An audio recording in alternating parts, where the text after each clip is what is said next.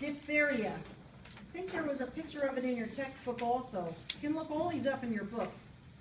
When people have diphtheria, they think they're choking to death. They feel like they're choking.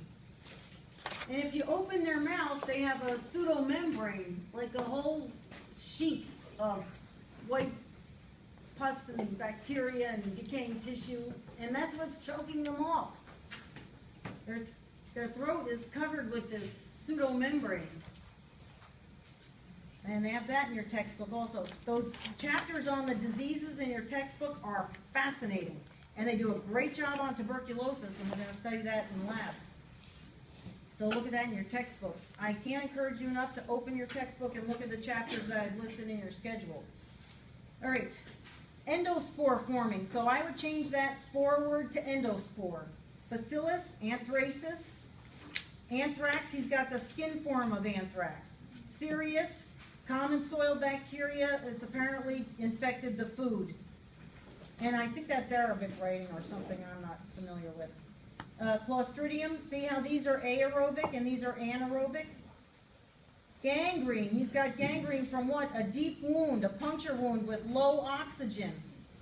Tetanus, he's got lockjaw. See these little tennis racket looking things?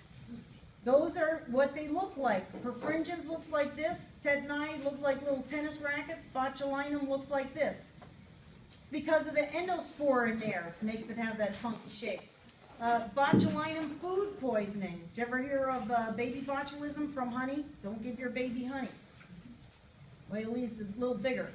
Mycobacterium. Acid-fast bacilli. See, it says acid-fast bacilli. That's what we're going to do in lab this week.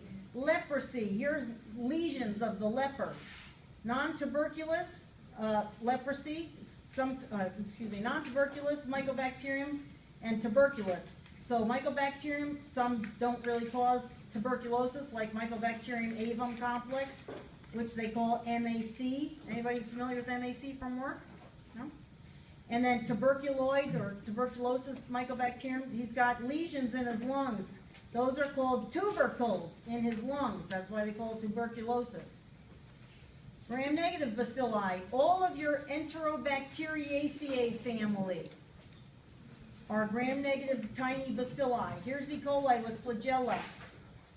He's got the monkey squirts. He's on the toilet. We did these. Yersinia pestis causes bubonic plague, remember? Oh, looky here. Here's some more. Helicobacter causes ulcers. Look at the flagella on it. Vibrio cholerae, also flagellated. He's got a bad case of cholera. He's wasting away because he's such severe diarrhea. Haemophilus. Otitis media, he's got an earache. He could get meningitis. He could have sinusitis. They say Haemophilus bacteria is the most frequently transmitted between human beings. And I think we're done.